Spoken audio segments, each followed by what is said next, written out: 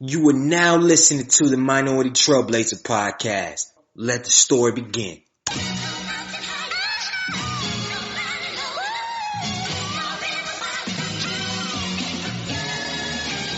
One time for the lovers, two times for the ladies, three times for the brothers, four times for the babies. Do you love her? Do you love her? Do you love her? Do you love her? Do you love her? Do you love her? Do you love her? Do you love her? Do you love her? Do you love her? Do you love her? Do you love her? Do you love her? Do you love her? One time for the lovers, two times for the ladies, three times for the brothers, four times for the babies. Do you love her? Do you love her? Do you love her? Do you love her? Do you love her? Do you love her? Do you love her? Do you love her? Do you love her? Do you love her? Do you love her? Do you love her? Do you love her? Do you love her? Do you love her? Do you love her? Brown skin, love her brown skin, love her brown. Brown skin, love her brown skin, love her brown. She my brown skin, love her brown skin, love her brown. She my brown skin, love her brown skin. Hold me down. Welcome to the Minority Trailblazer podcast, and I'm your host, Greg Eel, the culture change agent. You already know on this show we interview young, successful minorities in a variety of fields to educate, empower, and inspire our current and future generation of leaders. And unfortunately, I was not able to drop it on Thursday. I was at the NC Works Partnership Conference. It was a phenomenal event. And I delivered two workshops, one on student and customer engagement, and then one on relationship building. So if you want more like recaps, information on how those went and the feedback and everything else, check out my YouTube channel, Greg Hill TV. And that was great. And today's episode is special because last week we did the New York Live edition. I got some great feedback, so I said bump it. Let's do the Charlotte, the first ever Charlotte Live edition, and drop it on the podcast, and a lot of gems and jewels would drop. So I had to go ahead and put it out there, man. And we interviewed my boy Desmond Scott, CEO and founder of Pride Fitness. Man, he has a great story, a great journey, man. Dude's like 25, 26, has opened up 3 gyms, man, it's just crazy. And self-finances, own all the equipment. He owns it all. So great story about somebody that he was in a freaking sweatbox, and now has a gym with a lot of members, a lot of clientele, paying a premium price for that too, and all that good stuff, man. So we go jump right into the interview because this is a long one. So a couple housekeeping things. Make sure if you have not already, if you're listening to your iTunes, make sure you leave a review. SoundCloud, double tap that like button, comments and emails if you have any questions, greg@gregehill.com. And then housekeeping number 2, we will be in Oakland, November 4th we'll be in Oakland, California. November 11th we'll be in Dallas, Texas. November 16th now, because the Aggie Classic is November 18th. November 16th we'll be at North Carolina A&T State University. Then December 2nd we'll be in Seattle, Washington. Also, if you have not, go check out mtbcomp.com for information on the first ever Minority Trailblazer Conference, man. We're releasing our speakers this weekend. I can't wait to share our first round. It's going to be exciting. It's going to be a value add. So make sure you get your early bird tickets while you can. Alright, so let me just jump into the episode because it's a doozy. But I'm telling you, you'll feel the energy from the live place. So I'm telling you, if you have not visited a live conference, if we have not come to your city, make sure you attend the conference. Please. I can't wait to see you on the road. Alright, now show out to the live podcast taping in Charlotte, North Carolina. Alright, so we're about to get started in a second. So before I get started, I just want to kind of set the tone real quick. First of all, I'm extremely humble and blessed for everybody here that's just coming to support the movement. Some supporting me, they've been supporting the podcast for a second. Some just came off the friend from somebody telling, hey, you should come to this event, and they said flat out. So one, I appreciate the love and respect. It means a lot. Like this all started off as a dream a month ago or so. And to take it a longer step back, this started, man, many years ago. I still remember this day. So this is why it's so exciting to be here, because I remember, it's crazy. I got, Ms. Crowder in here, right? So where do you remember me from? Remember that class, right? And then so if people that know me, a lot of times I put a lot of stuff online. I got some pretty heavy, first sentences. Y'all homeless, is this, that. They're some of y'all okay, I feel it. You read the book, you know it's real. Some people is he just doing that as a marketing thing? Where did he get all these stories from? Did he really do that stuff? So, I met her it was my 6th year in A&T. Like everybody said, I had 7th year at A&T, 6th year. And that was the point, where, I mean, for a whole year, I only had like 1 pair of pants, like 2 shirts. I didn't really get a cut for like 6 months. I was going through a lot. No, this is where I was liberated. It's kind of like, I don't know who's the person, I don't know who's the person that, like, once you kind of hit rock bottom, you just get liberated in a sec. So for this whole semester, I was sitting there. This is after I did Join Me Entertainment, after I was a face of campus, after I did multiple job internships and all this other stuff. I was sitting in her class, and you were like, who is this guy? Like, who is this? I was like, what was your feeling? Like, who is this?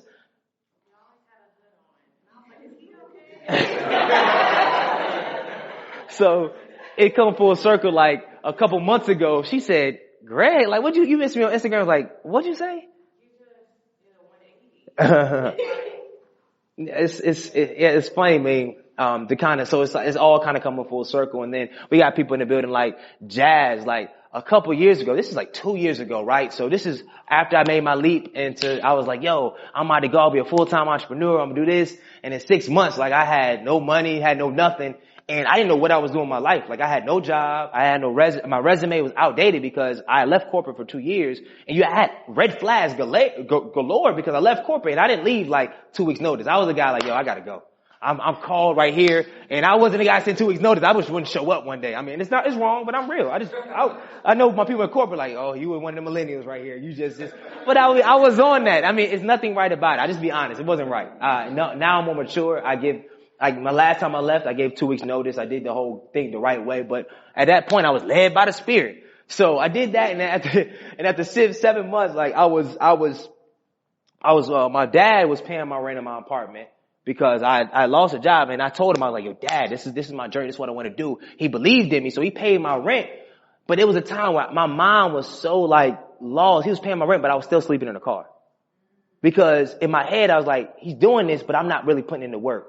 And I got into this whole thing. I wasn't talking to anybody. I was in this thing. I was in my emotional zone. And I was like, I need to get out of North Carolina because it was months on end. And I remember this day I called Jazz, and I don't know if Jazz remember. I was told I wanted to go to New York. She said, yo, G, I'll give you this $100 to go to New York. Like, so I got the megabus ticket. She gave me, it was $20 to get the unlimited day pass. And I was in New York for 2 weeks because I thought I was just going to try to start a new life in New York. I was going to run away. I stayed in my line brother Julian's crib for like 2 weeks. I ate like ramen noodles, pancakes, and because pancakes can last a long time. But I was eating hella pancakes, like eating pancakes, not making no moves. I'm like, Greg, what are you doing, dog? You're in New York, one of the busiest places in the world, and you not cut like that. Like I'm cut, but I ain't cut from a New York, like get it out the mud, like with no resources, no nothing. But I just remember her just having enough friendship and faith in me, like, okay, you want to do that? Go ahead. I'll support you in doing that. And there's so many, like Brittany, I've known her since I started 4th quarter basketball camp, like always been in my corner through everything. Never asked for no handouts, never asked for anything from me, no nothing. It was always support. How can I support through all the things? And I can talk to Keon J. Y. I remember, after I was a brother, this guy, he looked up to me, going in the fraternity thing. I was like the ideal guy. And then by the time he crossed, this was like the downfall of me a little bit. So I had no money the whole year. I only had like $180 a whole year I survived off on. And this day, I remember I borrowed $100 from JY.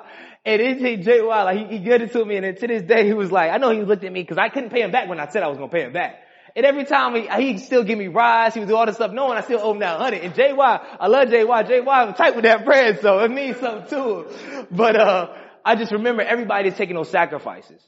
Everybody played a part in this. This is nothing. I want to set the text right now because what we're about to do with this conference, what we're about to do with the tour, everything, it's going to be on a whole different level. This is going to be some game changing stuff. Y'all on the ground floor, some great, crazy stuff. But I never wanted to get it misconstrued or misinterpreted this if I think I did all this. It is the people like y'all that do stuff I did wrong, stuff I did shady, stuff I did that I wasn't supposed to do, still believed in me. Still entrenched in my character. Vaz, my roommate. I mean, there was times even last year where I was short. I didn't know what I was going to do. He didn't air me out. He didn't say, I got GG. Calm down, bro. You good, bro. You just talk to me. That's when I realized too, when you need help, ask for it. Just say what's on your mind. Even if they can't help you, somebody can help for you. So by my day, I was like, man, what if I could tell them like I can't pay rent? Like, what? He's like, yo, G, like, relax, bro. It's going to happen. God secured it. We got it done.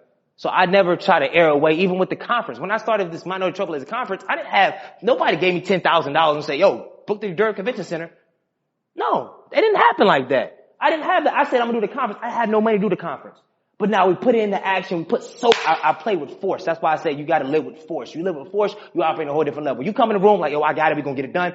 People respect you a different way. But you're like, even if you have the same skill set, but you walk around meekly, you're like, I'm going to try to get it done. And it's not going to happen for you. So I walked in and guess what? In March, we go to secure the building in 2 weeks. This with no budget. We about to change the world with this is no funding. Nobody cashed me out. I don't got no sponsorships. Our reach is way longer than a lot of these podcasts. Nobody said, call me up, Greg, let's get to $20,000. I didn't use that as an excuse. I utilized the people that was already around me. And I utilized my own mind. I kept putting it in and people kept sowing into me. And now this is my opportunity. Now I can sow into others. Like with Woe, I can sow into his career as a videographer. And as I get on, now everybody gonna be like, who did your videos? Oh, Woe did. Oh, Woe better charge them the rate he deserved. He ain't gonna charge the G Hill rate, but Woe did. Like, who did your graphic designs? Casey did. Who worked with you in fitness? Dez did. Like, I called Dez.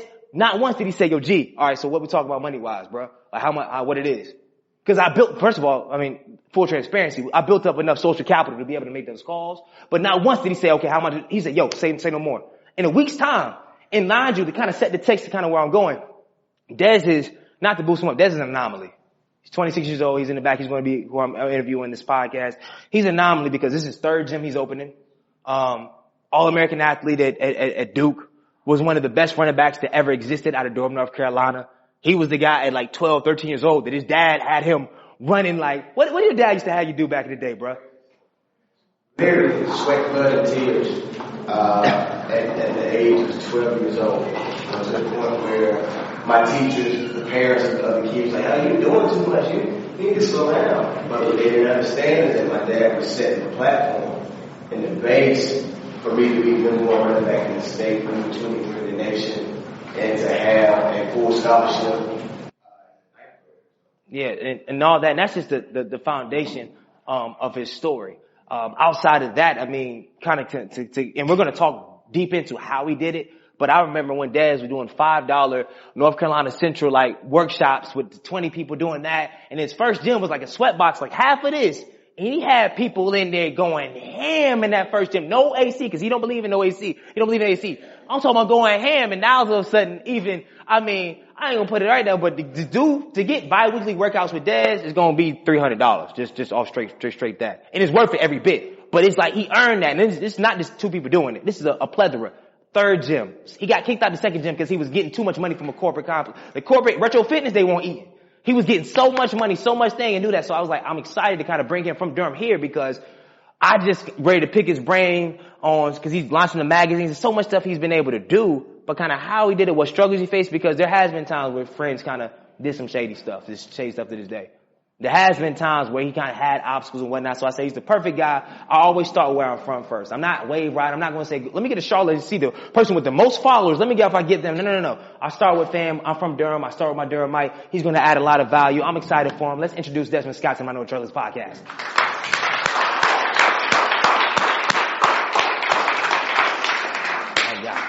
I feel like I need some theme music because you got so much energy. Oh man. So, as we always do, first of all, welcome to the Minority Trailblazers podcast. I'm your host, Greg E. the coach of change, JJ. I usually do it standing up, but I want to sit down right now. And like I said, I gave Des the intro. I've never been more excited to kind of introduce, this live tour aspect and then to have somebody I genuinely respect. Because in the speaking industry, in the fitness industry, in every industry, there's a lot of people that you see online that talk. A lot of people you see online that got these followers. You're like, what do they really do? But if you really come to be around, a lot of these people, a lot of them, really not doing what they say to do. Really not making any money. They're really not really invested in the impact and investing in others. They're invested in themselves. So to meet somebody that his whole concept is building better lifestyles, better fitness styles, better health in an authentic way, but also in a principled way where he make money. So it's not just because I've always been the guy that did all the stuff everybody else. I ain't made no money. So I said, I gotta be around people that doing stuff everybody else to making money. So to have him pick his brain, and this is just a precipice of what he's doing with the third gym. He has a whole different framework, licensing, some others. I'm not gonna steal his stuff. He got some stuff he's working on. So first, when we first get started, man, before you tell us about yourself, what's a quote that you live by, and tell us how you share that quote with your everyday life, man? First of all, I want to say, Greg, I appreciate you, for reaching out to me. Like you said, it was a week ago. And we'll get to what I'm in the process of doing currently. But the fact that he is who he is and he reached out to me, I'm of course, Greg, when is it? Where do I have to be? I'll be there. So thank you guys for supporting him. This is the opportunity for us both to touch lives. Before each and every event that I do, I pray. And I prayed in the car. I'm like, Lord, let me be the light to your kingdom. Let you guys see him through me. Right? That was my prayer. Right? That you can walk away with something. And that's my goal with each and every event that I do, each and every time that I train. 1 client, 2 clients, or 15. So thank you for inviting me here. A quote that I live by. Practice makes permanent. Okay? A lot of people say practice makes perfect. Well, nobody's perfect. But practice does make permanent. And what that means broken down is you are what you repeatedly do. Right? Those are your habits. Right? So, for example, with fitness, let's just use fitness. If you constantly come to me, you work out, you leave, you eat bad. That is a habit. That habit is not going to be broken overnight. That food that you are eating is who you are. That is you. So practice makes permanent. Right? So always practice great habits, because once you practice those great habits, that's what people see you as. Right? You are what you repeatedly do. So practice makes permanent is something that I live by. And that's huge. And I think that's why, just to kind of break it in a wider context, everybody in so many different industries that they want to level up. They want to grow, right? But when you want to grow, in order for people to view you differently, respect you differently, what are you going to change in order to get that growth? And a lot of times we look for growth and we're looking for that, but we never look at what happened. Like there's a reason why I was speaking that wasn't getting me money. It wasn't because I didn't have the talent. It was some character issues that I had to work on. There was technical issues in my speaking ability I had to work on. But when I wasn't looking at my habits, I was like, why am I not getting these big breaks? Why am I not getting this? Why am I not doing that? But when I start looking at my habits, G Hill, you know why? G Hill, you talk about getting up at 4:30 in the morning. You do it some days, but you're not doing it every day. Or you talk about leveraging the network. You're not leveraging your own network already. You're not ready for the big time, because when somebody asks you your rate, you don't have the rate off the dot. You're thinking the number. You got to call Daryl like, yo, D, like, what should I charge? Should you really get $2,500? You need to ask somebody when you need to charge. So, like, Des, even flat, I'm his boy. I said, yo, D, how much I charge? He's like, okay, here's the rate, G. I mean, even you, I'll give you college student round. It's $240. Is it? It wasn't like, man, I don't know.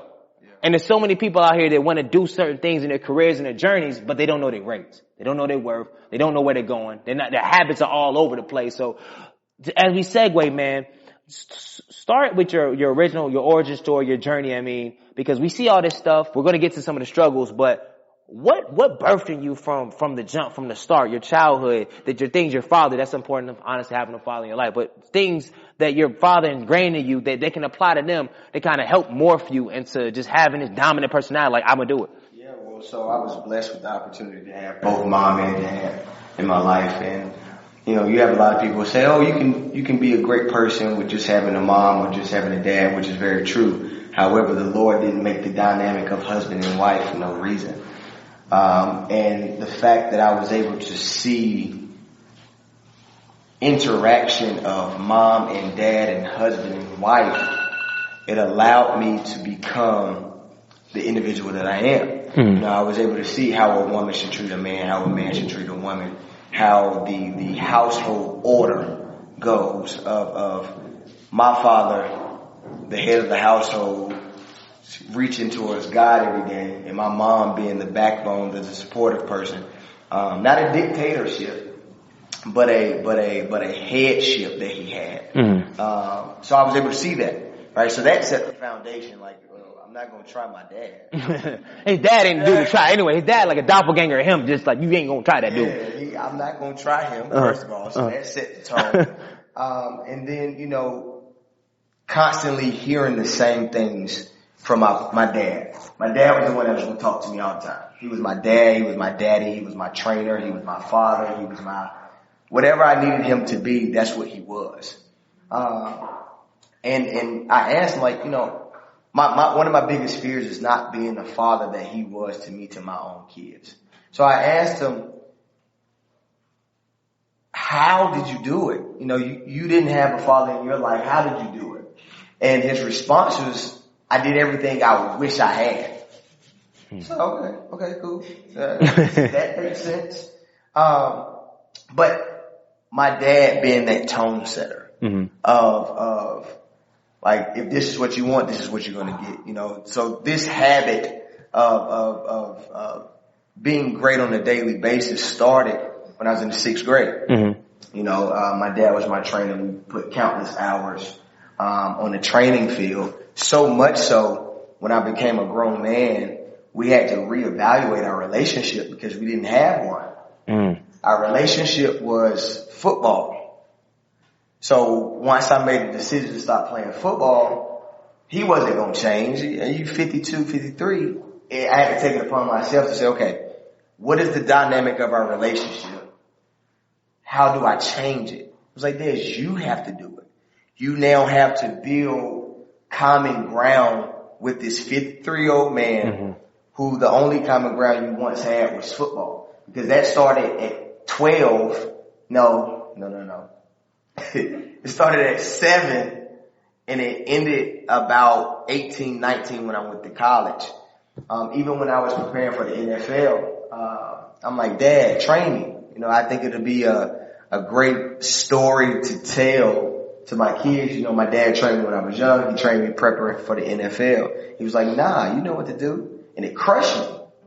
And that was the first time I realized that our relationship was solely based upon training, because it wasn't just train me for the NFL. It's like, let's spend time. And this is how we spend time. I think I deviated away from your question. No, but that was rich. That was the foundation. My dad was the foundation for me being the person that I am today and constantly on that grind. And I think what somebody could take at, because some people in the audience said, I love that story, I can identify, but some are like, well, I love that, but currently I didn't have a father in my life. But one thing, we had this conversation the other day, is there's always supplements, right? And when I said, like, if I'm trying to level up in speaking, let's be practical, or speaking or whatever, or business, let's say entrepreneurship business, there are peer groups and associations that don't look like me that have access to information I don't have. Because you said he was always around or whatever. Dad's talked to me about an associate he's in, and he, I'm not gonna put the number out, but he pays a lot of money each month to pick the brains of multi-million-dollar CEOs. So he does that, but to kind of bring it full circle, like, what does that have to do with anything? Is that he intentionally put himself in this space with people that can affirm him, people that can kind of give him knowledge he doesn't have. And then now he's getting information he never had to kind of grow what he's doing. So ideas about, not still a stunner, but ideas about what he's working on next, he didn't get that from just him with his boys. Right. He intentionally looked at, okay, what is in the area? There's Durham Chamber of Commerce, there's Charlotte Chamber of Commerce, not just being involved. A lot of people are involved in a lot of stuff, but they're not at the footstool trying to get knowledge from somebody. Because I know so many people they're connected with so many great networks. It's great. But if you don't really know the big meechers in the networks, you're not asking those questions, you're not giving them value. So what's the use of you being in those networks? There's so much you're missing. You're getting the low hanging fruit, but you can be getting the top stuff if you're sitting in their footstool. I guarantee dads ain't coming in there like, yo, I got $17 Instagram followers, man. I got 50 people that pay me X, Y, and Z to do this. I got 3 gyms. What can I really get from your old white man or black man? Like, there's no race into it. It's like, yo, how can I help? How can I serve? It kind of, I know we're deviating, getting ahead of the game, but just in that context though, like, what kind of keeps you humble in this space? Because you're 26, bro. Like, you're doing what you need to do. But how can you have that knowledge of, yo, how can I really to get better at what I do? Well, first of all, I'm not where I want to be. Mm-hmm. What I have now is fine, but I can't be content with what I have. My grind has always been, even as a high schooler, I do what I do for my future wife and my future kids. Like, I don't have a wife, I don't have kids, but I do what I do for them. And I like a lifestyle that I live. I like my lifestyle. Mm-hmm. You know, I like to be able to go where I want to go, when I want to go, so forth and so on. So I can't be content where I am. So I do it for them. Mm-hmm. I do it for them. But that knowledge to continue to seek that knowledge, it just comes from, you call it leveling up. I'm not satisfied. I can't be. You know, it's fine where I am, but I think all entrepreneurs always want more. Mm-hmm. That's why we don't work regular jobs. Mm-hmm. You know, because we always want, oh, what can I do now? It's the challenge. Mm-hmm. Like going to chase a girl, give me a challenge, and I'll chase you forever. Mm-hmm. Right? Mm-hmm. The same thing with business. Like, yo, moving forward a little bit, you're able to give your clients personal training and group training, but they don't work out when they're supposed to on their own. It's like, all right, well, cool. Well, Des, what can you do? All right. Provide them with an 11,000 square foot facility where they have no choice but to come see you because you now charge $19.99 for general fitness memberships. I have a commercial gym now. Bruh. Yeah. Like now, I really feel like an entrepreneur now. Mm-hmm. Like now. I was in a 5,200 square foot facility where I had employees and all that good stuff. But it was that challenge of, can I provide my clientele with what they're lacking at this facility?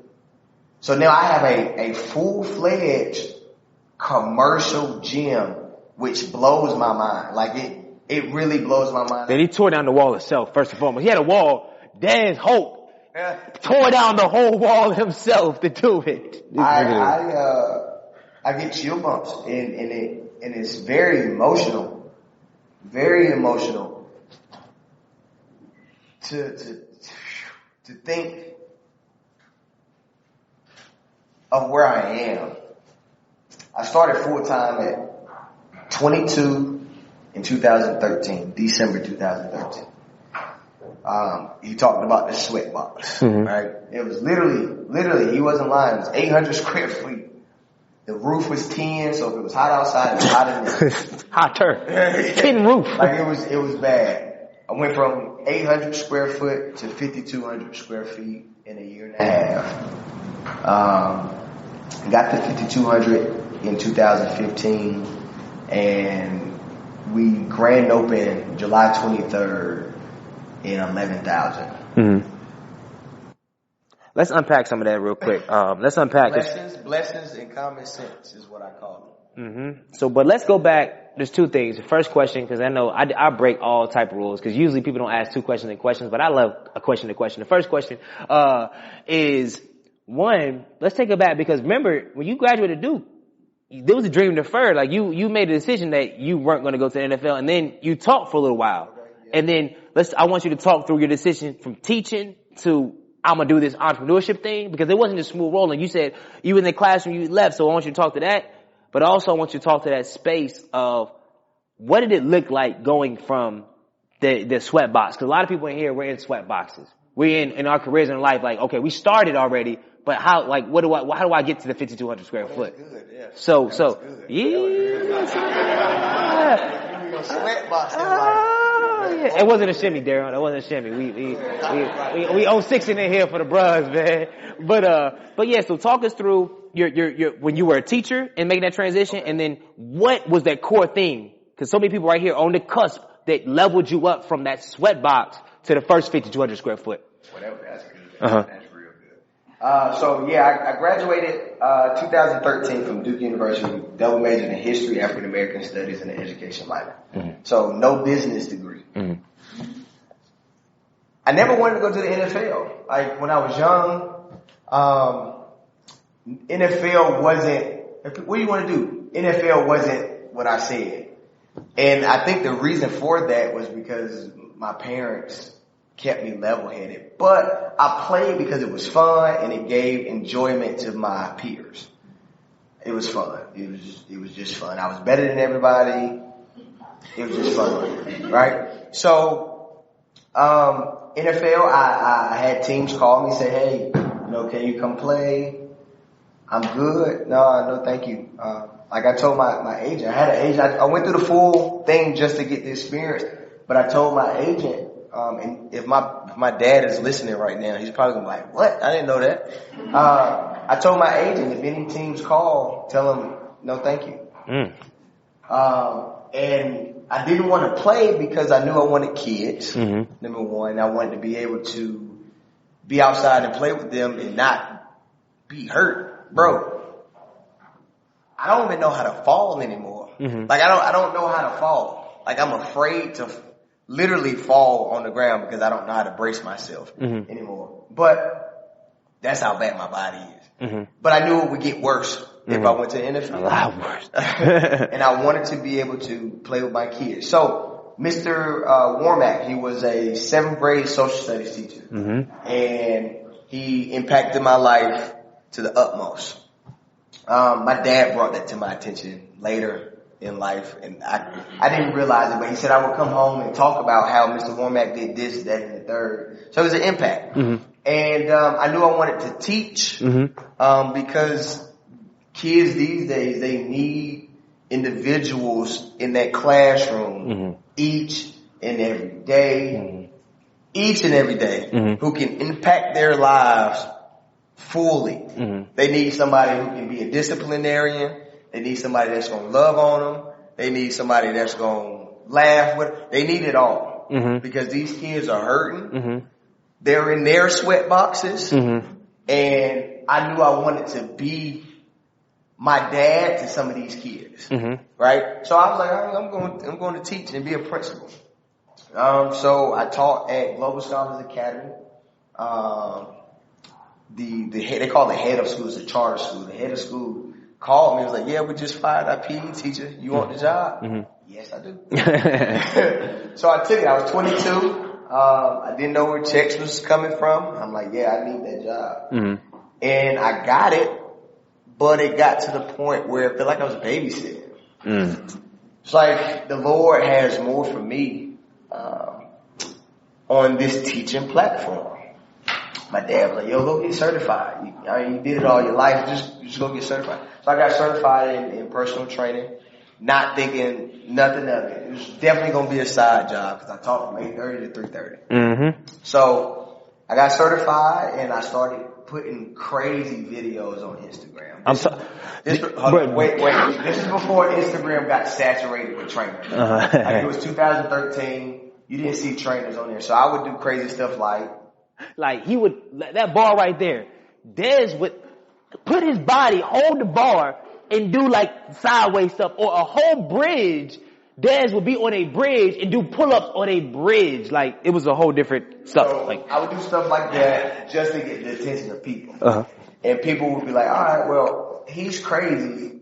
I hope I don't have to do this stuff, but I'm going to try him out. So I was training from 5:30 to 8. I would go teach from 8:30 to 3:30. 4 to 9 was my training. As y'all all know, teachers don't get paid any money. My checks was like $1,500, and I told y'all in the beginning, I like my lifestyle. $1,500 wasn't enough. It was not enough, and I was making more money between 5:30 a.m. and 8 to 4 to 9. And I'm like, yo, this teaching thing, I already told y'all it felt like babysitting. I'm like, all right now, what you telling me? And my girlfriend at the time, she was like, don't go work for a commercial gym. Like, do it on your own. Do it all day. So at 22, I left a guaranteed paycheck and health benefits. Right? And I entered into that sweatbox. Right? I was charging my clients $180 for 12 1-hour sessions. I don't know the math of that. But that's like 10, that's like 12, that's like 15 hours a session. Yeah. It's super small. $180. And that was back when I didn't know how to price myself. Right? $180 for 12 1-hour sessions, but it worked. Like I was good. Like I was able to live that lifestyle. I just bought a new car, had a townhouse. I'm like, bills getting paid. There was a whole lot of months. So it was like, whew, I barely made it. But guess what? I made it. Right? So I'm in this sweatbox. Yep.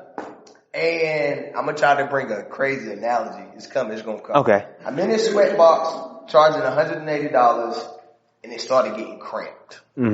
Right? A lot of you guys right now may be feeling like you're going to explode inside. Your insides is getting cramped.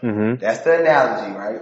So the gym was cramped. I'm talking about to the point where it's 15 people in 800 square feet. Legit 800 square feet is like this wall here. And then we had equipment So we got that little space right there. Right? It was the chairs was the gym. So it's 15 people. Y'all see how close they sit? It's 15 people working out in a tin roof. And this is Dad's workouts. These aren't like, just do push-ups here. Dad's got them like. And we doing everything crazy. To the point where we mopping the floor after each session because it's wet with sweat. And I'm like, yo, it's cramped.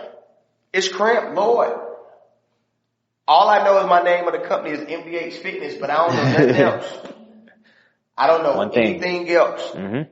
December 2013 came. I didn't have a Christmas break because I was making sure when January hit and all y'all had them New Year's resolutions that I was ready for that because I knew I was going to be competing where I am now, those commercial gyms. Mm-hmm. So I'm like, all right, cool. $180 is barely getting you by month to month. You need to do more. Mm-hmm. My more was after you finish training, personal training, you go teach classes. So I talked to the principal at a middle school, at Rogers Sir Middle School, Pearsontown Elementary, and another high school. And what I did, I talked to those principals. I was like, hey, look, I need your gym after hours so I can teach these classes. Buns, legs, and thighs, ab attack, and cardio class. Mm-hmm. I was like, I need it. And I was in the best shape of my life because I was training all day and I was teaching those classes Monday through Friday. So I was cramped, but I knew I needed to do more to get out of this cramped space. So the Lord and I, we had plenty of conversations. And a guy owed my homeboy money. He was my roommate at the time. Y'all might know him, DJ Bobby Drake. Mm-hmm. He's Daniel Gluckin, the realtor now, so he should pay me for that. But he owed him some money. The guy owned clubs, he owned gyms. He was like, I'm opening up a new gym, and I have 5,200 square foot. If you want it, it's yours. Okay, Lord. What are you saying to me right now? 800 square feet, 5,200. My math people, that's not doubling. What is that? Quintupling it? Like, yeah. Right? Allotting it. That's almost 6 times. Okay, so that's 6 times the stress. That's 6 times the money. Mm-hmm. That's 6 times everything else. So not just the money, 6 times everything else. People miss that, yep. 6 times everything else. So it goes back to Greg, you said, you made a point earlier how you were trying to level up, but you weren't preparing yourself, right? A lot of people pray for things, but they're not ready for what they're praying for, right? So if you're praying for it in your cramped space now, if you're praying for it, are you doing everything that you're praying for? Well, are you doing everything to prepare you for what you're praying for? Right? So it's like, all right, I got the gym, I got the classes, 5,200, let's make this thing shake.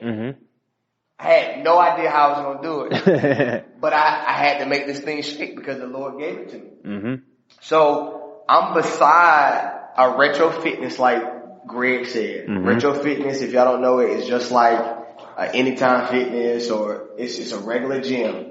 Where they charge their people $19.99 and then they got personal training. So I'm like, all right, the people that come to me, the least they might pay is $230. At most $400, just depending on what you get.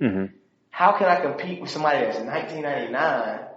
They got money to market, they got money to talk to it. They got money to do everything. And I got $180 that was, saved up. But I'm like, we're going to do this thing. Luckily I was smart with my money, with that $180 and from teaching. So I was able to pay for all of my equipment cash. 10 grand. Here you go. I need everything. So I started off above where most businesses start off in their first year, just because I was smart with the money and I paid cash for everything. I didn't know anything. So everything that I brought in was mine, except for I had to pay rent, water, all that good stuff. So that was me feeling cramped and praying. for the Lord to bring me something, which he did. And I know a lot of you guys feel like this is the next step where we are now. Do you want me to hold off on that? Yeah, for 1 second. I just want to make one slight pivot and we're going to jump right into it, because when I hear all that, man, I just want to kind of flesh one thing out, because I think when we dream and we have these aspirations, specifically because, I mean, something I struggle with, something everybody else struggles when you're working a lot, because your schedule, when I tell you, this man, all he did was in the gym from sun up, from 5:30, 5 a.m. to 10, physical working out. Des is not a trainer to just sit there, hey, you do it. He was in there, he was drilling, he was doing this. And a lot of people in here, some of them are entrepreneurs, some are coach changes, some are students that are about to be graduates. How do you operate with your friends, with your family, when you have all this going on? Because a lot of people won't understand. So what I realized is that you can't have balance, right? There's no such thing as balance, because you're going to give your attention to something else more than you give attention to something else. So there's no real such thing as 50-50 balance. It may be 60-40, 70-30, but you got to figure it out, right? So first thing I said, okay, there's no such thing as balance, but what's important to you? Right? The gym's important. My woman's important. My friends come after. And then, of course, God is up here. Right? So, gotta go to church every Sunday. Gotta give my clientele what they want, which are a whole bunch of needy. They're needy and clingy and spoiled like this. They're so spoiled. Like, I have other trainers at a gym, and I'm like, yeah, I'm not going to be here today. Well, I'm not coming. What do you mean you're not coming? We got other people you can work out with. So they're super spoiled. But what we had to do is have conversations, right? Like Janae, my woman, like, lady, listen, this is what we have going on right now. Please understand that because I'm here, that doesn't mean I don't want to be here, right? I want to be here, but I can't. I gotta be over here. But I'm gonna give you everything that I have left when I see you. Right? So having those conversations with your loved ones, your significant others, clientele, if you have clientele, letting them know like, hey, I have a personal life, so you can't hit my phone after 7:30 because I'm trying to go to sleep at 8. Let my lady look. I gotta train them. Like if my phone is ringing, 90% of the time it's one of them. So bringing everybody to the understanding of this is where I'm trying to go. This is the role you play. This is the role you play.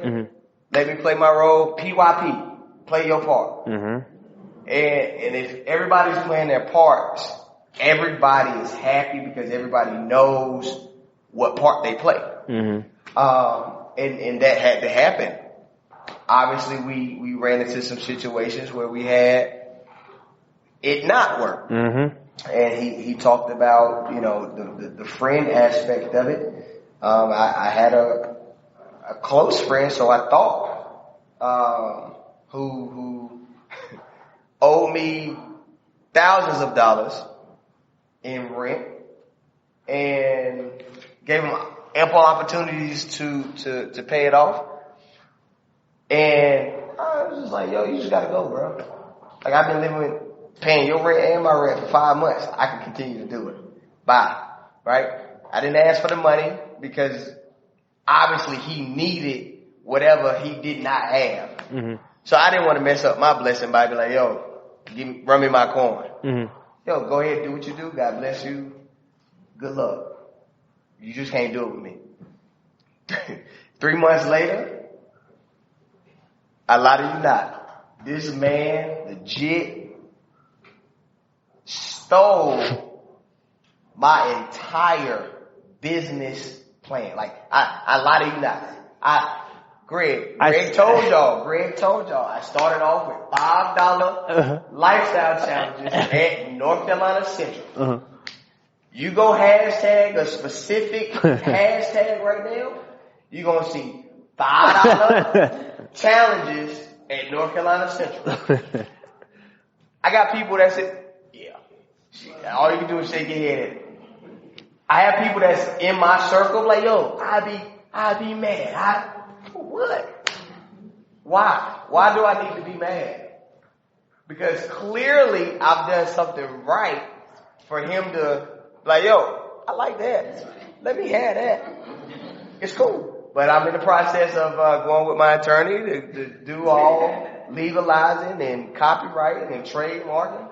So now I gotta be like, run me my coin, and I'm gonna get that rent back. Mm-hmm. I'm gonna get everything I need back. Now that you're making money, I guess. Okay. You got $5, cool. Let me get that. But that's how it is, right? You know, you learn how to pick your battles because the Lord is gonna put you in situations where you're going to win at the end of the day, no matter what. No matter what. These last from now until March, the end of March, have been the absolute hardest days of my life. The absolute hardest days of my life. Because I'm like I told y'all, my lowest paying client is $230. The most one of my clients pays is like $420. Mm-hmm. Right? From the end of March to July 4th, I didn't have a gym. So I didn't have a gym. You looking at me like, what? I didn't even know that on Instagram. But this how I tweaked it. I told y'all we was doing outside workouts all month. So. Y'all thought, oh, he just outside. Nah, we didn't have a gym. We did not have a gym. So the inside of me is like, yo, I got this person paying $420 a month, and they coming to see me outside. I'm doing outside workouts. How long are they going to continue to pay me? Because I had people drop off. Mm-hmm. I had people say, put me on hold. Mm-hmm. I still got to find a building. You know, when you find a building, you got to pay security deposit, first month rent, last month rent. Mm-hmm. Okay, I got people dropping off. I got people pausing. How am I going to make money to give y'all what y'all want and deserve? So, Lord, help me. Mm-hmm. Help me, please. Mm-hmm. Stay steadfast, Des. Keep doing what you're doing. Wake up, keep training people. This is the Lord's voice. Keep doing what you're doing. Mm-hmm. Keep praising me. Let the people see me through you. Stay focused. Get up, do it again. Mm-hmm. Get up, do it again. Mm-hmm. That building doesn't work, keep going, Des. Keep going, Des. Keep pushing. No matter what. I had 3 buildings that told me no. Mm-hmm. Keep pushing, Des. Building being vacant for 5 years. Mm-hmm. Pop up on loopnet.com. Mm-hmm. Oh yeah, I want that. Walk in, it looks terrible. Mm-hmm. You can imagine something sit for 5 years. Right? Set for 5 years, we got all types of rats, roaches, dust, walls, like Greg said, mm-hmm. that we had to break down. So a lot of you guys, y'all are in that sweat box right now, and you got a wall that's in front of you. Mm. Okay? Keep pressing. Keep pushing. Wake up. Keep doing it. Give your best each and every day, because the Lord is not going to bless somebody who don't do what they're supposed to do. Mm-hmm. Right? You can pray for it all day long, but if you waking up and you like, oh, I gotta go do this again. Mm-hmm. Oh, that's spirit. I'm gonna get another no. You're not gonna get it. Mm-hmm. And that's the hardest part. Waking up and continue to do it, even when people tell you no. When you're already proven. It's not like he's just a random guy. This is like you've already built up a certain amount of respect, a certain amount of clientele, and people are still to your face. You got cash. It ain't like you came, I need a loan. No. I wanted a loan. Mm-hmm. But the bank like, nah. You don't have enough whatever built up. What you mean? I got X, Y, Z sitting in the bank account. It's proven that I'm doing something right. Mm-hmm. Why can't I get a loan? And I said this to myself the other day. After tallying up what I've spent in the last 12 days, I'm gonna go to SunTrust and I'm gonna go to State of Flourish Credit Union, because they're gonna provide me with my house and they're gonna provide me with my next line of credit. both of y'all come here. Look at this. This was all me. My cash, not y'all's. So the next time I come to y'all ask for some money, y'all better give it to me. Mm-hmm. Right? So keep praying, keep waking up, doing what you got to do, because that wall is going to be broken down. We're now in 11,000 square foot. Mm-hmm. 11,000 square foot, man. Dude. Mm. And what I want to go, because we're about to do, I want to say one point, and then we're going to talk about, because Des has a pretty interesting relationship story, journey, so I want to dig into that. And then we're going to talk about what's next for Des. But the one thing, and I was talking to a person early in this morning, I'm all about being intentional, right? So I realized on Saturday mornings, I need to be accomplishing and getting it in on the weekends. So I said, what gets me going in the weekends? Have a good conversation, talking, stretching my brain, have it operate early in the morning. So I have calls from 7 a.m. to 9 a.m. every Saturday with people that have questions about public speaking, whatever, for free. And that gets my brain stretched because I'm mile a minute. I'm like, by so 9 a.m. I'm already revved up my whole Saturday. I'm killing it because I've already had that spark, being intentional. So while I'm being intentional, I had a call this morning on the road, and I thought about, and I think me and Keon talked about it on our podcast, about this whole aspect of, because she said, she was a friend of ours, like, are you going Hollywood on me? Like, you doing this, you doing that. And then I thought about it, I was like, what would the world be like if more people were Hollywood? Because what is the thing about Hollywood, right? Hollywood is the spotlights on the star, right? Outside of God, majority of us, the star, it should be us. The star is your priorities. The star is what you need to do. The star is your focus, your fitness, your habits. But a lot of times in our life, the reason why we don't get to that guiding light is because everybody else started this show. And everybody else is not Hollywood. Everybody else, somebody texts them back, they're texting them right back. And somebody else say, oh, can you make this concession? Can you do this favor for me right now? I got you, whatever. You doing favors. And then you praying like, why am my money short? Why am I doing this? You making all these concessions instead of sticking towards, hey, you are the star of the show. Because guess what? The bigger your spotlight is, then if you want, you can turn the spotlight on other people. Like, that's when, like, the bigger I become, I can more so, like, cause what was already dope, but then imagine what if everybody find out that he doing all my videos? Then everybody gonna go to him. Or what if they find out, like, with D, when he's speaking, like, D has helped me so much as a speaker from the business aspect, not the raw technicality, but as far as with the formatting, with the pricing packages, with all this stuff. So it's like, as the more I get on, so next time I go on tour, oh, boom, he's right there, it's no problem. So the more focus I put on myself, because like I said, Des, for the most part, you couldn't get in contact with Des after 9 o'clock. He was going to sleep. I don't care who you were. Because I'm the type of dude, I ain't gonna lie, sometimes I'm like, yo, if G-Hill hit you up, you answer the phone. Like, you come on, I'll be real. I'll be like that sometimes. Some people are like, you gotta answer the phone. I don't care who Des calling. It's on airplane mode, he's gonna fall asleep. He's gonna eat what he need to eat, he's gonna fall asleep. Because guess what? Des know, in order for him to take his business to the next level to help other people. Mind you, he's doing all this other stuff, not so he can line his pockets. Because guess what? The reason why Des continues to win, people can call Des what they want. Des provides value. At the end of the day, it's all about the value. You provide value. I don't care how you act, whatever. People going to respect you. People going to continue to come back. And I just check, if anything y'all remember from this thing before we go to the relationship piece, is just really for all of that are struggling. Because some people in here, they got it together. And when we have our next portion after this podcast, there's some people that's already killing it. But the people that's struggling, just real time, put the spotlight on yourself for a chance. Please put the spotlight on yourself. Trust yourself, love yourself enough to put your spotlight on yourself, and I guarantee if you do it in the right and authentic way, the right way is going to come to you. But if you continue to adjust your habits, adjust your faith, adjust your principles to every single person that asks for something, every single person that needs your time, every single person that got an urgent request, every single person you haven't had that honest dialogue with, because I can't talk to it, I want to, but Des was real concrete about having that open conversation about what expectations are in business, in respect levels, in relationships, whatever. That's important. Like, you can't miss that. That's a nugget. Somebody missed a shot right there. But all that's concerned is be the spotlight on yourself. But let's transition to relationships, because now Des is, and I talked to him beforehand to see if we can delve into this, but Des is in a relationship. His relationship is it's just different. So first of all, speak to, the dynamics of a relationship and how cause let's be real, let's be very, very, very honest right now, guys. It's an honest space. It's like family. If you are an African-American man with no kids and you're doing what you need to do, there are some advantages. You are kind of, unfortunate way the society is set up. There's not too many of us to be honest. It's by design, but that's a whole other conversation for a whole other day that people like Marcus and others can speak to at length about it. But we're not gonna go down that route right now. But how do you, why is that important to you? Because a lot of men it's really not. So why is that important? And then 2, speak to the dynamics of kind of how it even set up, because she is out of state situation. So break that down. Well, so relationships to me are very meaningful. All types of relationships. Our relationship, the relationship that we've built in the last 45 minutes, it's important to me.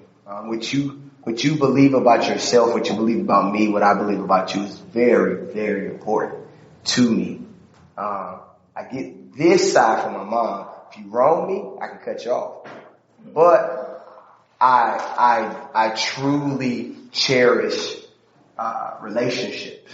So the relationships that you have with the individuals that are in your life, think about, are they adding positively to where you're trying to go? Right? If they're not, I put this on my Insta story the other day. If they're not, your circle needs an audit. Audit your circle. My man right here looked to the side like, dang, I might need to cut somebody off. Cut them off. It's okay. Because put the spotlight on yourself. You're trying to go somewhere and they're not benefiting you to where you need to go. Right? So, relationship. Right? So, at the gym, we're based upon faith, family, and fitness. Okay? Faith being my clientele and anybody else who comes, they're able to see God through me each and every day. That family aspect is if you don't join with a friend or family member, you will make a friend and family member at that gym. You're going to work so hard that they're going to ultimately be your blood brother or sister because y'all going to sweat, cry, and bleed together. Right? With no AC. With no AC. No, right. And then that fitness bars, we truly believe we're the number one fitness company in North Carolina. Okay? So that's relationships to me. Alright? My personal relationship is with a young lady named Janae. She's from Alabama, and actually we spoke on the way in and she said she just saw one of our vlogs. Okay, so Janae's from Alabama and I met Janae on Instagram. And super crazy how it Please break it down. My cousin is her line sister at the University of Alabama. So y'all know how Instagram works. If I'm your friend and that's your friend, I'm going to see you on my popular page. So I see her on my popular page like, yo, who is this? Good. Screenshot. Seeing. Jazz, who is this? Oh, this is my line sister. Oh, well, she bad. You need to put me on. So, she says what I say to Janae, and Janae was like, nah. And I was like, dang. And side note, imagine what it looks like. I can see probably from her perspective, this guy all muscled out on the thing. He looking aggressive. He's like, oh, probably trying to come up off that. And plus, side note, real quick. I hate Instagram, but now if you screenshot something or you tag something, if you're not careful, you can send it to that person. Like, I done sent some stuff like, damn, like, I wasn't even going to do that. Like, I was like, hold up. I was trying to send a message to somebody else and then send it to the person. I'm like, jeez. I'm like, no, they have me looking crazy out here. Like, I didn't want to try to send that message, but continue the story, man. Have me out here looking crazy. This is great news. She declined. Yeah, she declined. She was like, no, yeah, he's cute, but nah, he's too far. I don't want to do anything long distance. She just got out of a relationship maybe a year prior. She was like, I'm not ready to be involved. I don't even want to date. I don't even want to go to dinner with anybody. And Jazz told me like, yeah, she was like, you're just too far. I'm like, what do you mean? I'm a business owner. Girl, I fly out. Like, look, it don't matter. Distance is not a thing. Like, it's whatever. We can make it happen. So, she was like, nah. So, she can tell the story much better than I can. But time passed, and I sent her a DM, and she looked at it. Y'all know what happened. Seen it. Yup. But ain't no dots popping. I'm like, dang. So she looked at it, didn't respond. So I'm like, all right, cool. All right. She rude. She absolutely rude. So one day, I get 2 follows at the same time. Okay. One was her, and one was another girl. I'm like, this little fishy. So I go to, and I was already following Janae still, so it was green and blue. So I clicked on the other person, her name is Erica, And I saw that they were mutual friends. So I'm like, alright, cool. So they out here creeping. They creeping on me. What's going on? So I hit Jazz back up. I'm like, Jazz, who is Erica? She was like, oh, that's one of our line sisters too. Oh. 10 minutes later, this is how the Lord works. You go through the Lord in it? Yeah, watch this. 10 minutes later, I get an email from Erica. Hey, I just moved from Arkansas to Chapel Hill and I'm looking for a trainer. Ooh. So she didn't know I knew who she was, but I knew who she was. So I'm like, alright, cool. Come to the gym. We can make it happen. So she comes to the gym. She signs up. And before she leaves, I'm like, tell Janae. I said, by the way, before you go. This is the good part. Tell Janae, I said, thank you for helping our business. Ooh.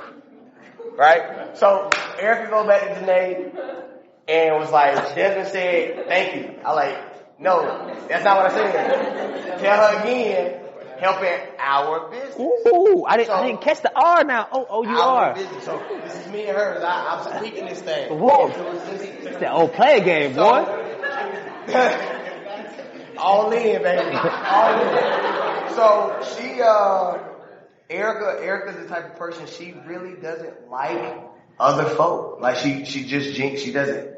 But apparently, behind the scenes, she was going hard for me. Like, yo, he's a good guy. You really need to talk to him. X, Y, and Z. Erica's new to town. She's from Arkansas. So first of all, she moved from Arkansas to Chapel Hill, which is 10 minutes from my gym. What are the odds?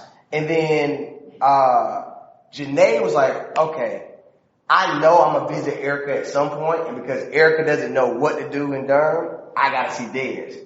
So that same DM, she sent me something. She's like, yeah, I'm not trying to be rude. I'm just not in the space to date nobody. I'm like, cool. But in my mind, I'm thinking, I got you. Cause you wrote me back. Yes. So ladies, if you really not trying to, don't write that. Don't write that. But in my mind, I'm thinking like, yo, cool, we good. She wrote me back.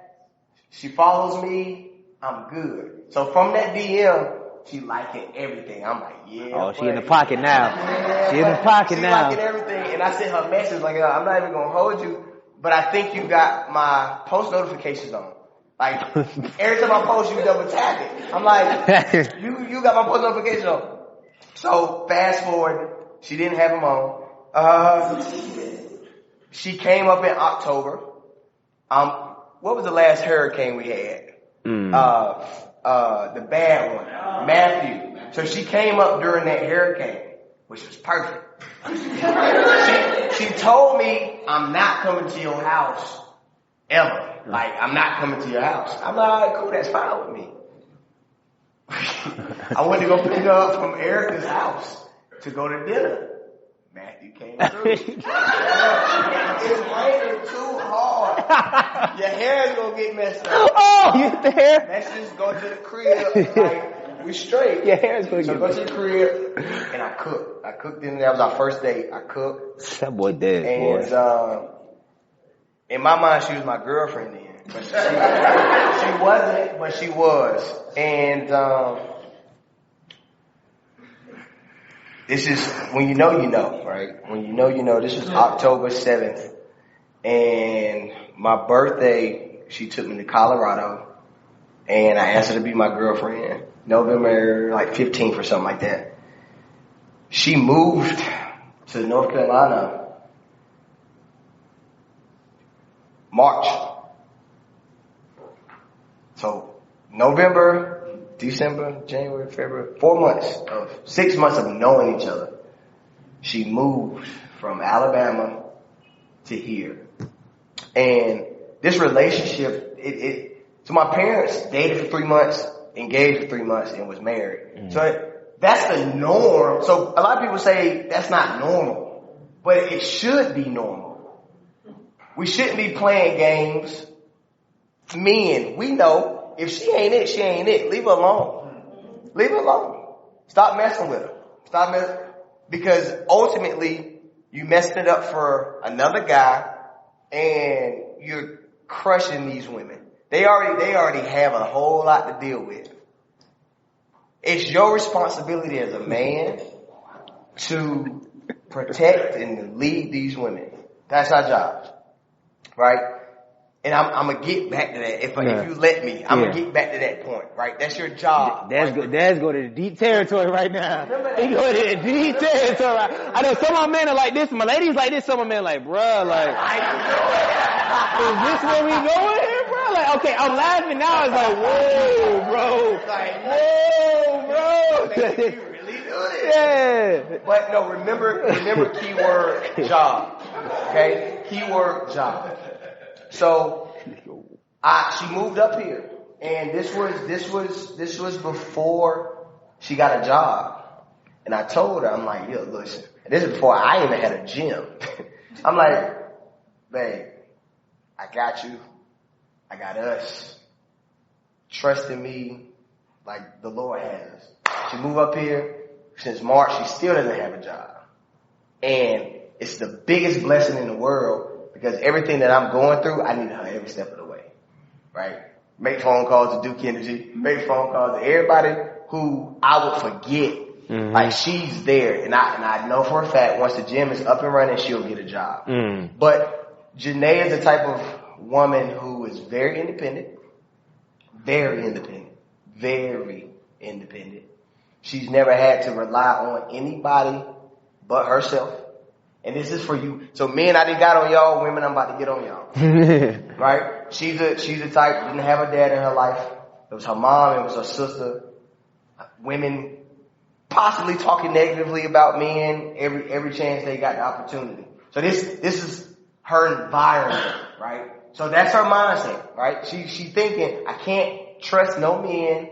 I can never rely on a man. I don't know what a strong man looks like. And then she meets me. Right? So biggest step was her moving. That was huge. Now she doesn't have a job. She's relying on me to make ends meet. So she's in a place right now where she's like, oh my God, I can't provide. She can, but I can't provide anything. What am I to do? You're supposed to work on yourself, keep praying, and keep asking God to shape and mold you into the individual that He will have you to be for that man. Right? Her and I had a conversation the other day. It was in the same context. Mm-hmm. And I legit felt some type of way because she feels bad that she can't provide in whatever capacity. Mm-hmm. I'm like, yo, shut up. Mm-hmm. Like, let me do my job. My whole entire life has been set up for me to take care of us and you. Let me do my job. And then she's good. She's good. Mm. She's good. It's still tough for her, mm-hmm. but that's how the Lord works. So everything that you face, everything is set up for that right person when you know it's right. Now, this is our interesting part of our relationship. So faith, family, and fitness is what I try to provide you guys on my Instagram. That's what my posts around. Faith, family, and fitness. Mm-hmm. Obviously, Janae is my family. She does hair and makeup tutorials on YouTube. Janae mm-hmm. Michelle, at Janae Michelle. Mm-hmm. But I'm like, yo, we about to take over your YouTube and we about to give the people real life Cosby show. Right? Because think about this. Think about how real this is. Raise your hand if you watch YouTube. Right? A lot of people legit watch YouTube like TV. Mm-hmm. Right? We are somebody's real life reality TV show. And it's real life reality. Not okay, cool. This is real life reality TV show. It's our job to give you guys this. We are the Cosby Show. Right? And we vlog every chance we get. we vlogged everything to talking about how we got over different arguments, about how we met, talking about how whatever. Even for the men. I went to the doctor not too long ago, and it's something that I got to get done that a lot of you guys probably don't know about. I didn't know about it. So I talked about it on the vlog. Like, yo, men, if you watching this, if you ever have to go through this is what you're going to have to experience. Because I'm serving as a role, as a father figure to somebody that might be watching, right? For a lot of you guys, you probably never had anybody tell you what a prostate checkup feels, looks like, none of that. Probably never experienced it. So you ain't going to go get one. But if I can be the one to tell you about prostate or any other type of exam through my blog, that's my job. And I'm going to provide you with that type of information. So that's what our relationship is. And I want to say one thing I got from that, and you hit it on the end, with which everybody can do. And it's hard for everybody to believe this, but hear me out on this. For everybody in here, you're something to somebody. Like he said, he's a real life cosmo. Somebody's looking up to him. Like everybody in here, whether good or bad, is something to somebody around them. And when you realize that, when you live in that, you move around with a little bit more a little bit more force. But sometimes a lot of people, unfortunately, they're just so not aware of what's going on that they sometimes they don't think that there's somebody's not watching them. But somebody's always watching you, learning how you move and whatnot. So if anything, that should encourage and inspire you to hold your own standard. Cause it's not just, I know y'all might say, okay, that's easy. You got 3 gyms, you got this. No. Don't get lost in that. But get lost in somebody, whether it's a kid, somebody in your job, somebody that's immediately around you, somebody, whether it is if you're riding the bus driver, somebody, you're the grocery store, the people that's, doing your groceries, somebody is looking up to you in some capacity. And you're either pushing them in the right direction in the wrong direction. And when you kind of claim that early on, no matter what level you're on, when you claim that, especially if it's best when you're at the bottom or you're starting off, when you claim that, you move with a lot more class, a lot more dignity, a lot more affirmation and where you can provide. But when you don't, then you shortcut yourself, you shortcut your blessings because you're like, you don't move you move like nobody cares. And there's a big difference between move like nobody cares and moving like, oh, I own the room, I got it, and somebody's counting on me. Because like I said, I think it was really deep and I have to bring it to my forefront that you were working so hard for this situation. Like you said, your whole life has been prepared and intentionally for your future kids, for your future wife. This is what you prepared to do. So it's like the days you say you hit that alarm clock, you remember like, I said that was what I was going to do. I said that and you live towards it. A lot of people say they're going to do certain things, but they really just don't believe it. I know a lot of time, and a lot of stuff we're saying, to be honest, y'all probably heard before, but that's the problem. A lot of times there's a lot of simple things that we do that we just don't execute on. And we end up in the same boat. So I'm just now, and we're not sitting on this couch trying to give advice like we're the gurus. I'm just now getting to the point where it's like, gee, it was that so simple. Like I had him speak at the 4 Quarters camp. He said, honestly, my life hasn't been too hard. I just listened to my dad. It's just that simple. And I was like, life, like all those times, how many of y'all got parents, even mother or father, how many times your mom told you, don't do that, and you did it, and you're like, dang, why you do that? Like seriously, like the people that has been through it, like there's so many aunts, grandmas, uncles in my life that I've never asked any advice from. I've never asked anything. And guess what? I know they've been through every single thing. When I was homeless, I was like, oh, why me? My dad done been short before on bread. And it wasn't because I was home. It was more so I was short on bread. I didn't know how to ask for it. My dad could have helped me out, but I was so, why me? I didn't explain. But so many times we have family members, we have people around us that has been through your situation, but you just think you that deep. You think you that special to not affirm that specifically with your peer group. This is when it gets weird, because sometimes with our peer group, people our age, we cannot look vulnerable. We cannot look like we don't got it on together. We always gotta be like, yo, I'm cool. We on the same. No, I know. And I always put Daryl on the pot. Daryl, he's a professional speaker. We've been on each other for 2 years. He has a model, a framework where he gets paid what is worth. He's been on that level. I always humble myself on certain aspects of like, yo, D, how do I get there? It's not on no talent stuff. Like, how do I frame it this way? How do I do this? And he's younger than me. I have different profiles and whatnot. I'm always like, yo, D, how do you think about this? How you think about that?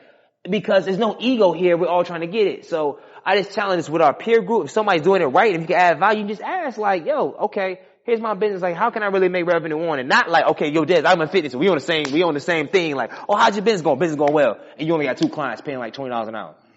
No, you may need to say, yo, Des, I'll be real with you. I would like to work on a year. Eventually I want to start my own client, but can I work with you under a year? Cause I need to level up my business. Yeah. Then all of a sudden that conversation changes. Even if he's older, the conversation changes. And guess what? In a year, you might have a part of his franchise or you might have your own franchise, but you honestly told him in a year I'm going to leave. Like what if your boy would have said, yo, came to you as a man, like, yo, I'm short, but I'm trying to, cause you were grooming him to be that.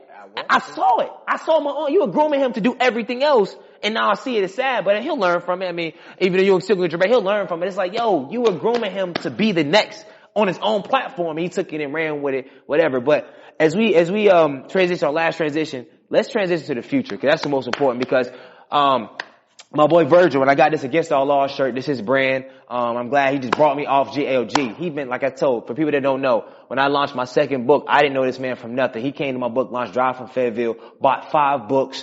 It was in every pick like I knew him from jump. And that's why anything he needs is mine. And it's like, this is his brand. I'm supporting it. I'm going to continue to support it. But Virgil asked, like, how do you stay driven? How do you stay focused when you're in a certain level?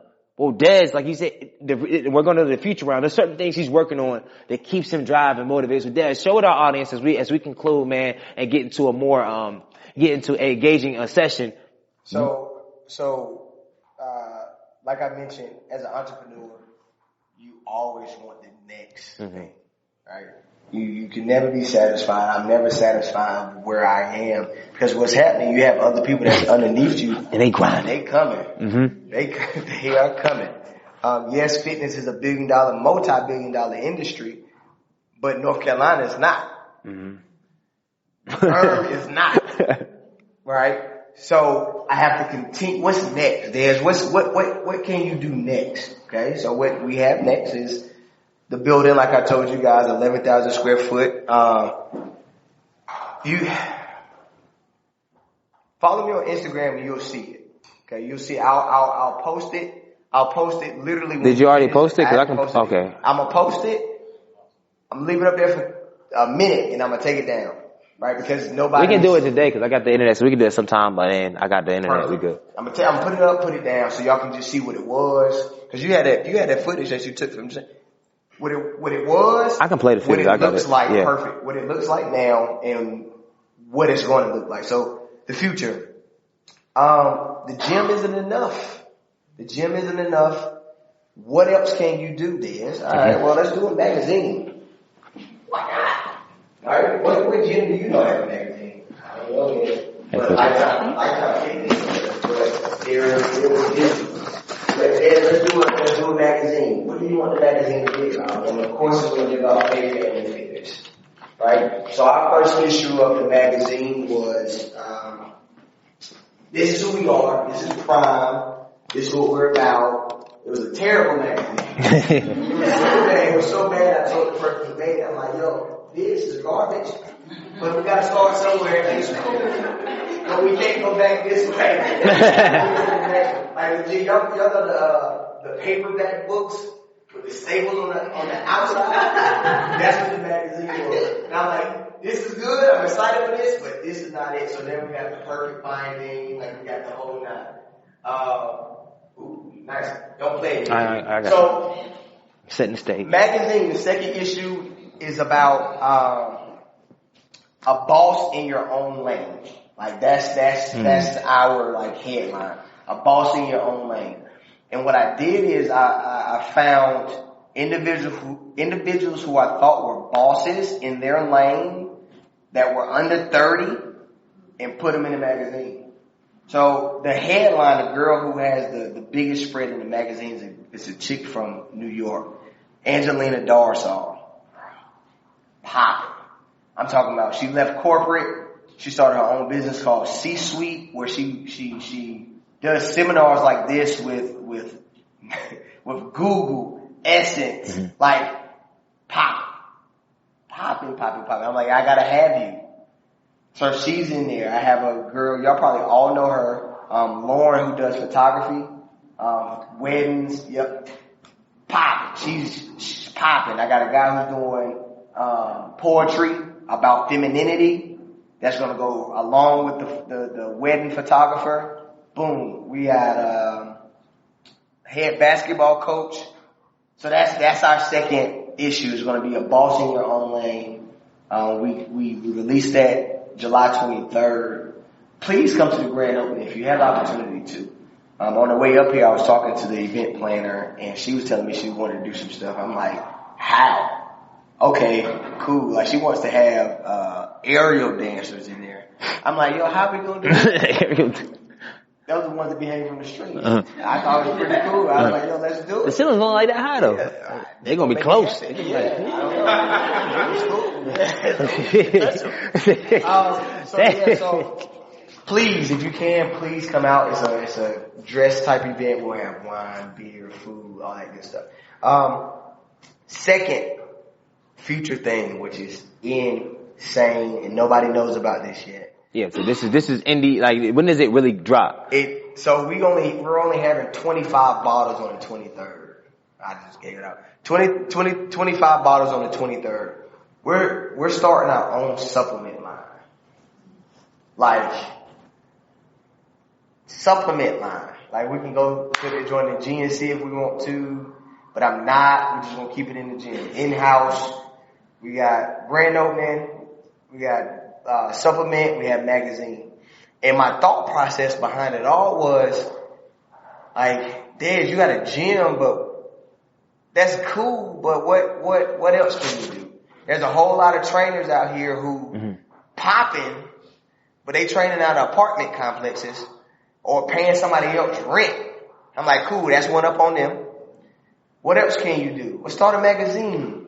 Did the magazine. We did that last year. And what else can you do? Start a supplement line. Because I've had multiple people say, hey, can you represent my brand? My supplement? Nah, I'm good. I'm straight. So we started our own. The guy we actually created our own formula. The guy who's on my board, he's a Hillside graduate. He graduated a year before me at Hillside and then went to Harvard. He's an award-winning scientist, black guy. Award-winning scientist for supplements, and he created a formula for us. Like, it's ours. Nobody else can touch what we've created. So that's the future, man. 11,000 commercial gym magazines that's coming out trimesterly, and a supplement line, which, like, that blows my mind more than anything. Supplement, because everybody wants something that's going to aid what we already do. So I'm trying to encompass it all. Like, I want everything that has to do with fitness in my gym. So we got a nutritionist and a dietitian. We have a company that does massages. We do personal training, group training. We got the supplement that you need. You don't need nothing else. And you want to read while you're on the toilet, we got a magazine. So, like, I'm literally trying to encompass everything in the fitness field and have it with us. Because people think it, but they don't have the action to do it. And we're doing it. We're doing it, man. And I think we're going to play the video and then do our final round and then open it up for questions. But the biggest thing out of all this is, I remember what you said when you started as a teacher. This is 22. This is only 4 years ago, right? Yeah. 4 years ago as a teacher, like, yo, I can do more. I have this ability. At first, you like get a personal trainer, go for work for a gym. You say, I want to do it on my own. Then $180 for 12 sessions, full sessions. $180. $5 classes in North Carolina Central. This was only 3.5, 4 years ago. Then after that, calling principals, putting his on the phone, calling principals. Hey, here's what I got. Can I get this space? Then from calling principals to the first building get closed down for 3 months. He has clients, but losing clients, trying to do all this stuff, seeing what's going on.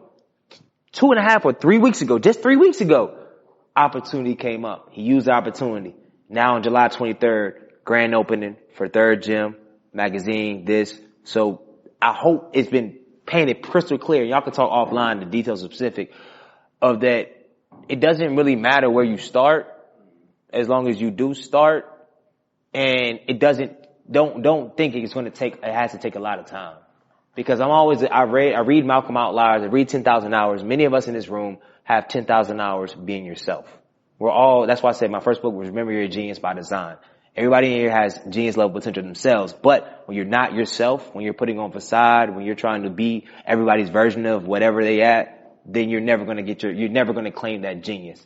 And those that do early, it may seem like 4 years, but he's taken into account all those other years before. So a lot of you right now, you're like, man, it might take me like 5 years. Actually, probably shouldn't. Because you're discrediting your whole life, your whole experiences and everything else that put into you. But when you can tap into that, in that rawness, that's when magic happens, man. So I pray as we watch this video and we go to this last round that not to get lost in the spectacular stuff that he's doing and who's to know what it's going to be in 10 years, but to remember those $5 classes. Remember those gyms, all those hours, like nonstop hours for a cause though. It wasn't just working to grind. Cause I don't like that's why everything is Thrive event, Thrive this. I don't have grind lists. I don't have to do lists. Thrive is inspiring, pushing forward. I do that by design. Grinding, that's not cool. Cause grinding, you don't want to do it. Like you said, if you wake up every morning like, I don't want to train, man. I don't want to go to the gym. Your results are going to do this. But when you have that excitement, like, yo, I get the opportunity, man. We're going to get it. Let's get it. Let's get it. It's a whole different experience. But before you play this, set the tone. And you can see on the back of my shirt, it says life trainer, if you can't see that. Right? We're not personal trainer, we're a life trainer. Right? In our motto, we want to impact everybody who walks through our door, not just physically, emotionally, spiritually, and mentally as well. Right? That's my job. To thrive, to push you forward, right? Each and every person that I come in contact with. And that's why we do well, right? People don't pay us. Press pause real quick for me. Press pause real quick. People not paying $400 for training. They're not. They're paying for the relationship. Like, I lie to you not. They're not paying to get training. They're coming to talk to me.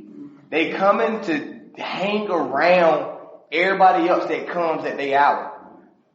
Right? And that's the environment, the culture that we've created. That people are willing to pay $400 a month for a relationship. Right? And I tell you can go ahead. I tell my employees all the time, Chick-fil-A is the standard. I ain't been to Chick-fil-A in a long time, but I know they still say my pleasure. Right? Chick-fil-A is the standard.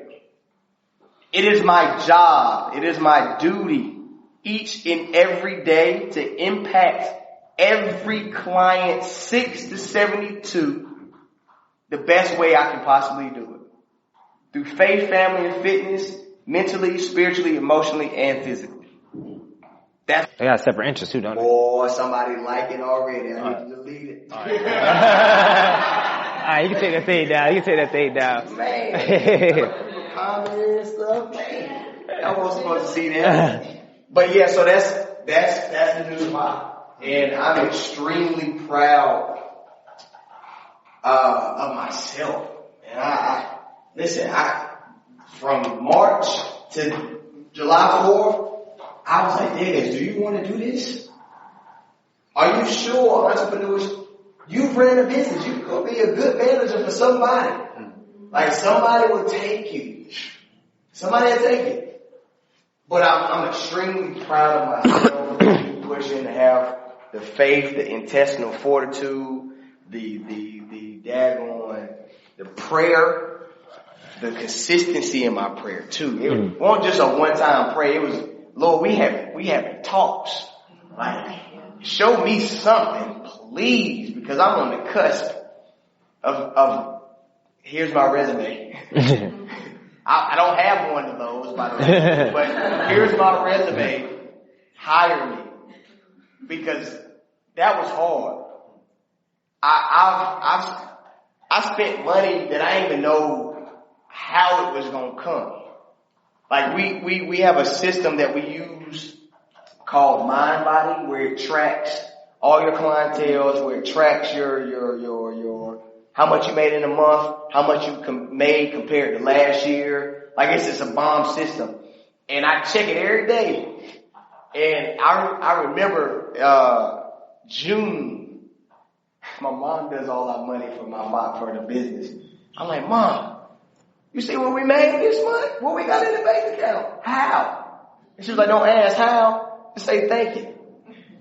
Like, I had people leaving. I had people pausing.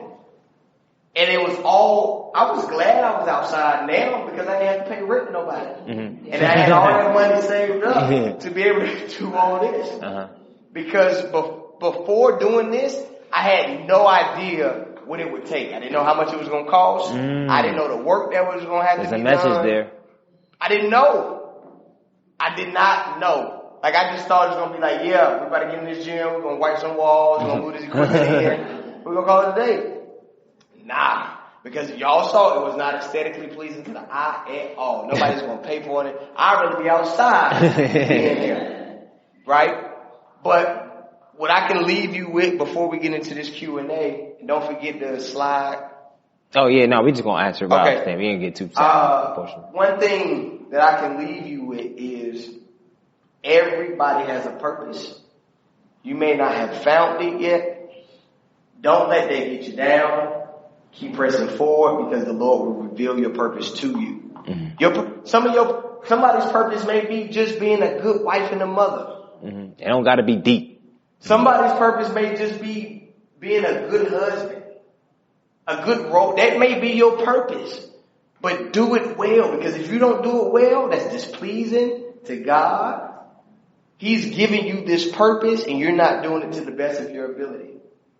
So that's the last thing I'll leave you with, is that everybody has a purpose.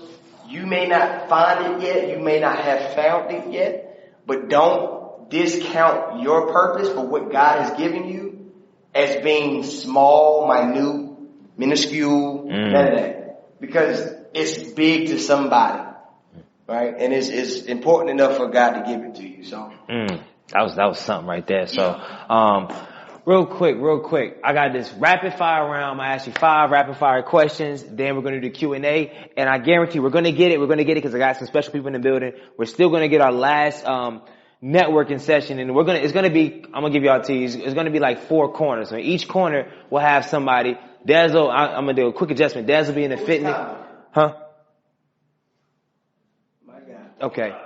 Yeah, Des will be in the fitness lifestyle corner. We'll have Miss Bird in the career corner. We'll have Miss Oates in like the life corner, and then we'll have if Daryl got time, in the speaking, branding, entrepreneurship corner. And in these corners, they're not going to be like the lead gurus per se, but they're just going to facilitate conversation with people that have questions or looking for advice in these corners. And then every 10 minutes, and we only probably got 30 minutes with it, we'll switch so everybody can get a chance to talk with different people in different spaces. So we're going to do that after this rapid fire round. And after that, we're going to take a lot of pictures real quick. I know some people already pre-bought books, so I'm going to sign some books and autograph. I've got like 10 more left, so you ain't got a book right now. You need to buy one today. Plug. And then also, I'm already going to put it there. Get excited, because I'm telling y'all, March 2018, the Minority Trailblazer Conference, I'm going to bring Des. I got some special, real, authentic people, because I've never seen Des this authentic and raw. I've got some real, authentic, raw change agents in so many different spaces that are going to come in Durham, North Carolina, bless us with some real facts, and we get longer time to really dig into strategy, because of course, Des can't give everything out because we only got an hour, but to really dig into certain things. Yep. So I have a seminar that I'm teaching, starting in the fall, trainers and entrepreneurs. It's a two classes a month, and it's a 6-month program. It's a seminar that we're in the process of doing right now. So if I can't give you everything that you need in now, I'm teaching the class. You'll be able to live stream it, and you'll also be able to sit in on the class.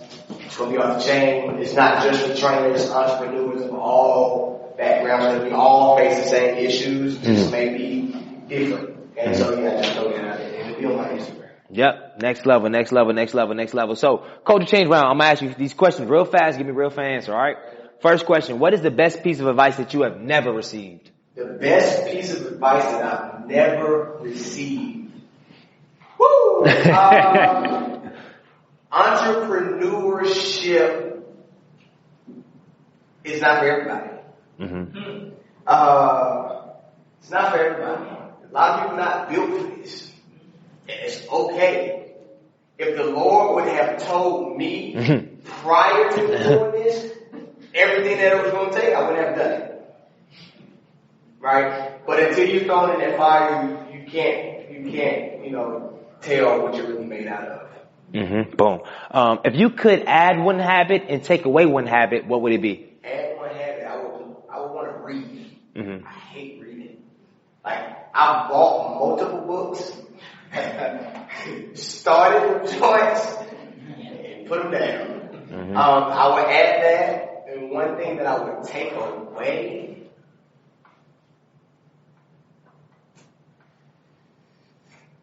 I have a shoe habit, bro. Mm-hmm. I like shoes, and I keep the shoe boxes so they just I guess it's not crazy, but like I know when I was in college, I didn't have to pay. I was staying in an apartment that the school was paying for, so I would go buy shoes just to go buy shoes. Mm-hmm. I take that away. Yeah. Okay. I like that. So, I got what is your favorite book and why. Let's do the movies. This is not the reading thing. What's your favorite movie and why? Brown Sugar. Brown Sugar, okay. Yeah, Brown Sugar is my favorite movie. With Love Jones, a close second. Mm-hmm. But I love music. I love music, all types of music.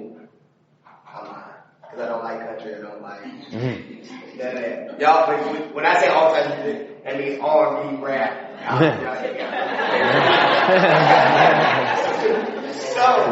I like music, and Brown Sugar. It obviously has a music background to it, but their relationship was so dope. Like it was off the chain. Not Lathan and Tay Diggs.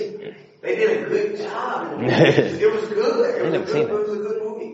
That was my favorite movie. I gotta watch that. I ain't never seen that. Brown Sugar.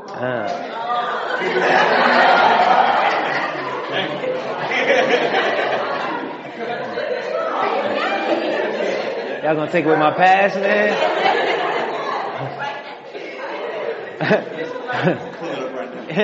All right, last two things. What is your biggest fear? My biggest fear, I said it earlier, not being the father to my kids my dad was to me. Simple and plain. And last, certainly not least, let me, I got another question after this, but if you were the president of the United States, what is the first thing you would do?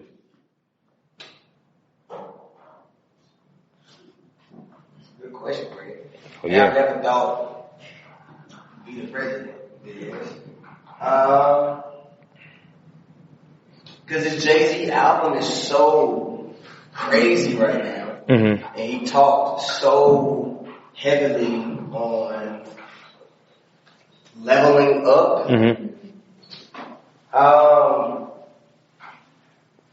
And I saw a Tupac video the other day too. He was talking about how this is obviously when Tupac was alive. He was talking about Donald Trump and how Donald Trump has billions of dollars and is homeless people.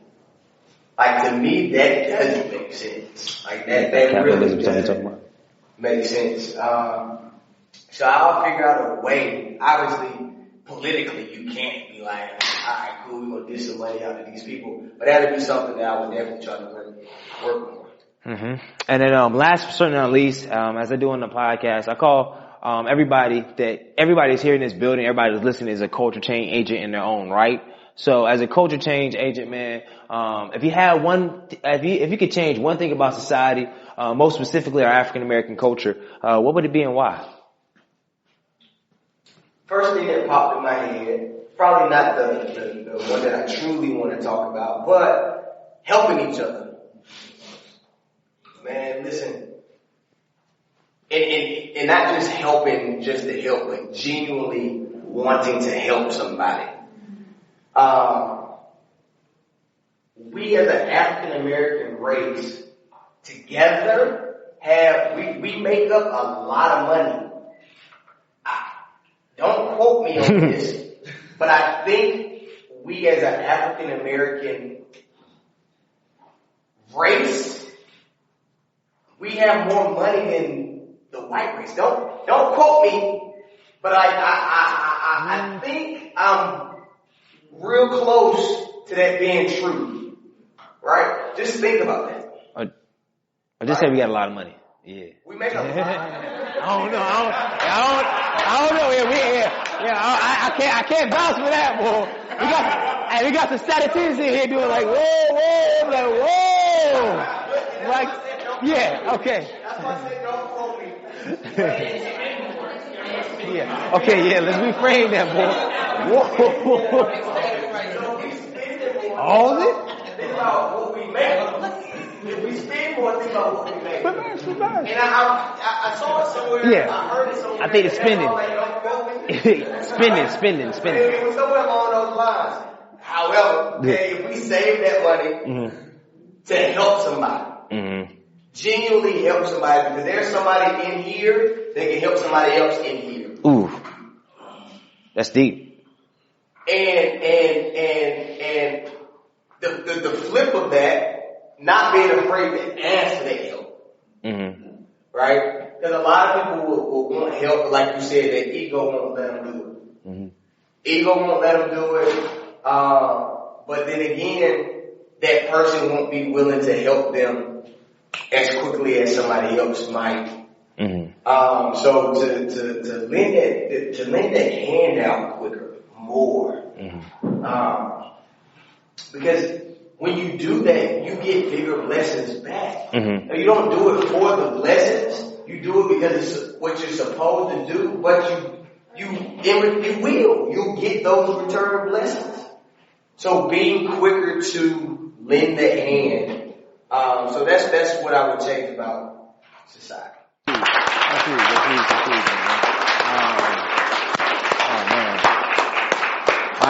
I hope y'all enjoyed the episode.